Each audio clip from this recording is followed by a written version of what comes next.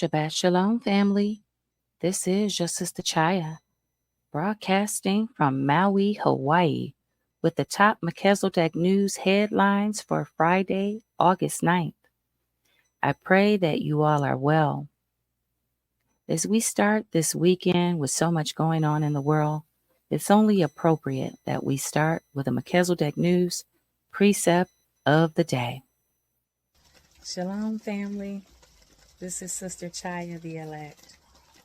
I was just speaking with one of my sisters of Zion, and we reminded each other of the wise words of our King when he says in 2 Chronicles 7:14, "If my people who are called by my name," and yes, that would be us, Yisrael, "will humble themselves and pray and seek my face and turn from their wicked ways, then I will hear from heaven, and I will forgive their sins, and I will heal their land."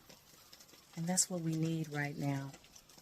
So let's all unify, my brothers and sisters. I love you all, and that's your Melchizedek news precept of the day. Much love, much respect. Yes, family, it's time for us to repent and turn from our wicked ways and come back to our Creator, because so much is going on. It's time to get on the spiritual ark, my brothers and sisters. I'm going to start with the weather because this tropical storm, Debbie, has been just causing a lot of havoc and catastrophic conditions everywhere. I saw some footage from Sarasota, Florida. Man, just unbelievable footage that's coming out of the southeast along with the east coast with all of the flooding. So we're going to start with the weather, shall we? I've got one that can see. You're doggone right you do. Some of the heaviest rains of what's left of Debbie will pass right across the heart of New York State. Places like Syracuse could see 2 to 3 inches or more of rain, while the state's capital region could get a few more. Joining me now is the commissioner of New York State's Division of Homeland Security and Emergency Services, Jackie Bray. Commissioner, great to speak with you here on Fox Weather this afternoon.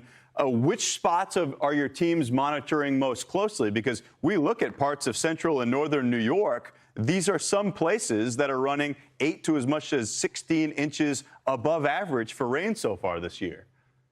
Yeah, thanks for having me, Ian. You know, I would say we have 2 areas of main concern. The first, as you said, is our flooding concern, and we're really looking hard sort of in that area west of the capital, east of Syracuse, what we call the Mohawk Valley. That's Utica, north of Utica, because it has already been so wet. We're sitting at 150%, 200% of our average rainfall already this summer.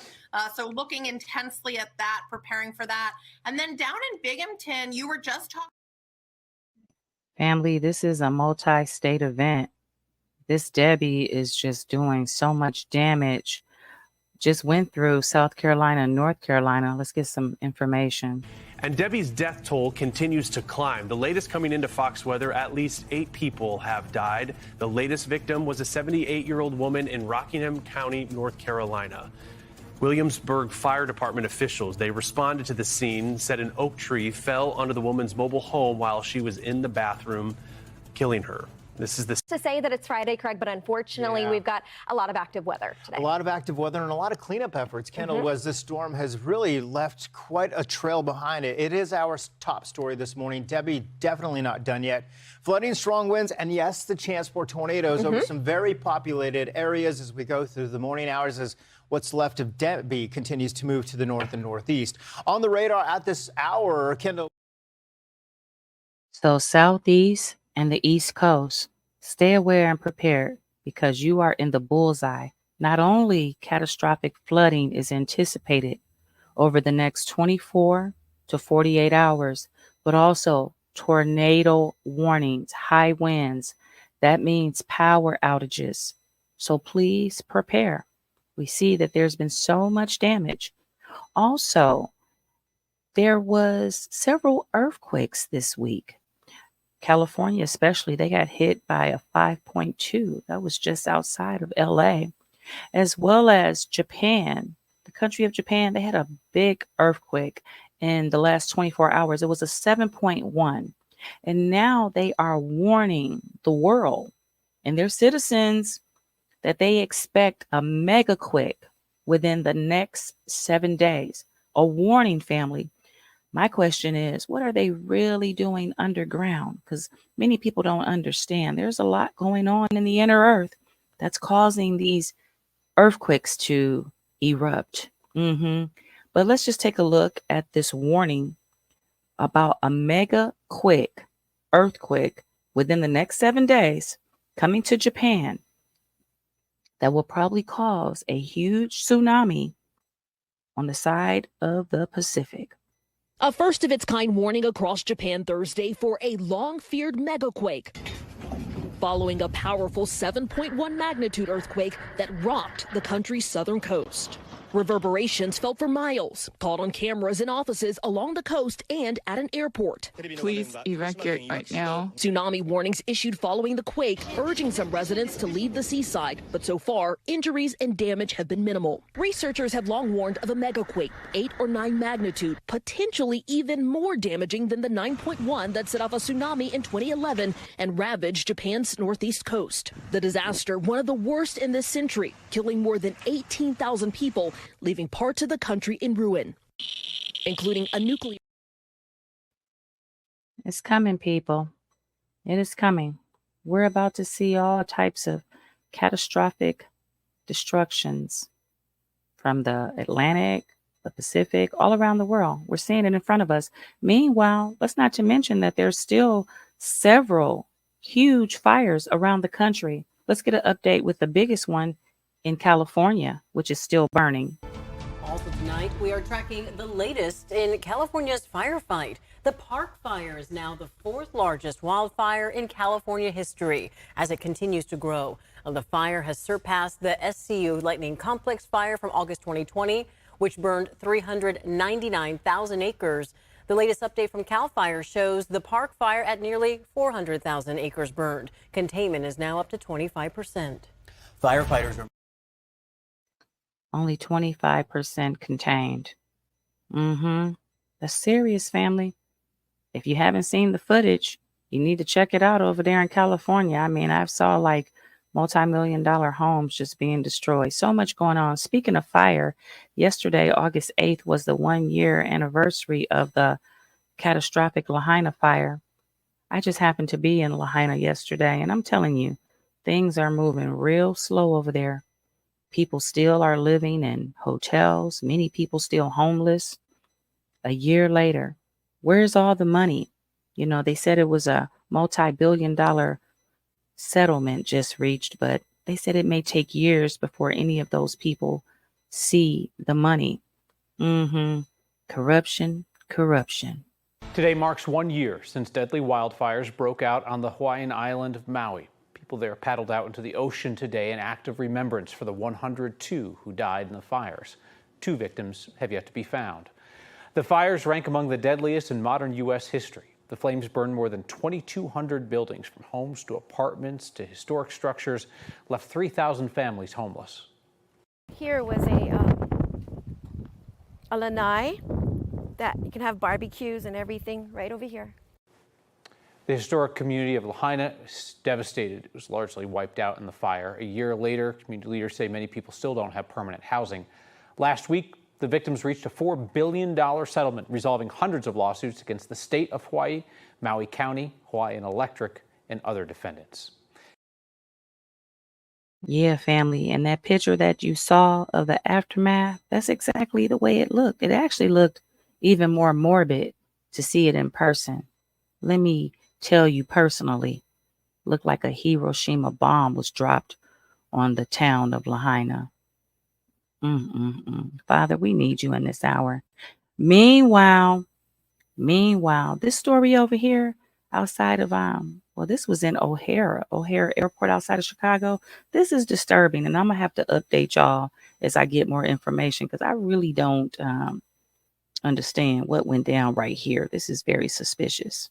Right now at 4, we're learning new information about a woman who was found dead at O'Hare International Airport. Developments have been unfolding all afternoon. We want to go to Suzanne Lemonnier. She's at O'Hare.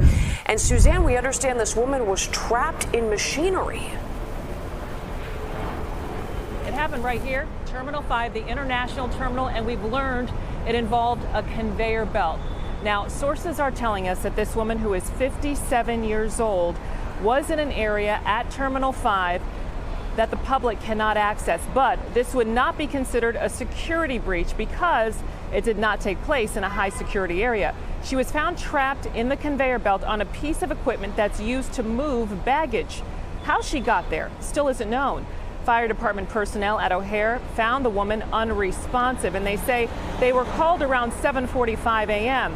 Sources say when airport video was reviewed, the woman was seen walking in the area as early as 2:27 a.m.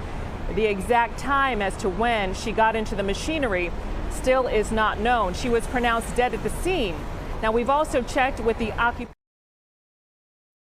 What's really going on? I'm telling y'all, the world is a stage. We're living in bizarro world. Talk about a tragedy. And then this tragedy right here, with 9 people of the same family dying in a car crash. It just really shows you the vulnerability of all of us. You could be here today and gone tomorrow. And that's why we must be prepared to leave at any time, because it could happen. Check this story out here, family. So sad. I spoke with a family friend over the phone, and she says loved ones are distraught. The family involved in the deadly crash was celebrating a birthday over the weekend. A drive that turned deadly. 9 people died, including 6 children ranging in ages from 1 to 14 years old. Only one passenger, 26-year-old Jordan Hall, survived and is still being treated for serious injuries. Police say none of the people inside the SUV were wearing their seat belts. We spoke to the friend of 21-year-old Anya Tucker. So sad. Condolences and prayers to that family. That's gotta be very, very difficult. That's why we need to be grateful. I know a lot of times we want to complain about our situation, but remember, there's always somebody else that's probably going through a lot more than you. So be grateful. Be thankful. The Most High is worthy to be praised in all things, no matter what. Meanwhile, family, over here in the suburb of Atlanta, I heard this was in Riverdale. They had this beauty supply store that got evicted, throwing out hundreds of thousands of dollars worth of beauty supply. And when I tell you it was a scene from Tales of the Hood, that's exactly what they had. But, you know, they set a trap, and our people, once again, fell for the bait. Chaos in Clayton County, where hundreds of people showed up to try to take home merchandise from an evicted beauty mart. Take a look. This happened at the Beauty Mart at the Terra Crossing Shopping Center on Upper Riverdale Road. You can see the source supplies piled up there in the parking lot. Several people on the scene told us they were there to take advantage of the tossed out items.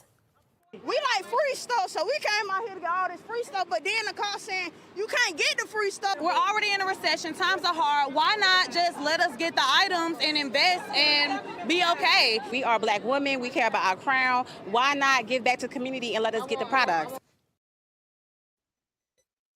I tell y'all, Brother Joseph and I saw that footage, and that whole situation could have been conducted a lot more organized. So there needs to be some accountability with law enforcement, city officials. They did not handle that right whatsoever. That's why I said it's a trap. It was a trap, and our people fell for it. Brothers and sisters, I need you to use some critical thinking in this hour. Critical thinking. It's time to wake up.